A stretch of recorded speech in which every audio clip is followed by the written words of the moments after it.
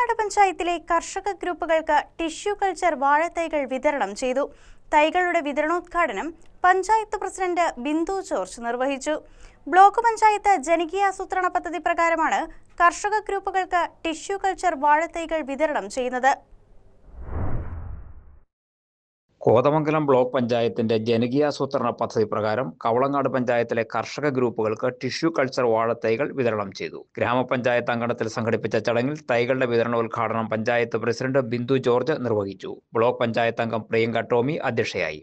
ആശംസകൾ അർപ്പിച്ച് vice president Joby Jacob, ജില്ലാ പഞ്ചായത്ത് അംഗം സൗമ്യ ശശി, ബ്ലോക്ക് പഞ്ചായത്ത് അംഗം മേഘ ഷിബു, സ്ഥിരം സമിതി അധ്യക്ഷൻ Franco K James, Kulsu Saleem, ward മെമ്പർമാരായ Baiju Mathai, Biju Soyi, Noorji Shamsudheen, Shinchu Benny, CDS president Sumiya Mol MS, കർഷക വികസന സമിതി അംഗം ബേബി MP, അസിസ്റ്റന്റ് കൃഷി ഓഫീസർ ഖദീജ CM, കൃഷി അസിസ്റ്റന്റുമാരായ സീന ജോർജ്, ഫാത്തിമ AA എന്നിവർ സംസാരിച്ചു.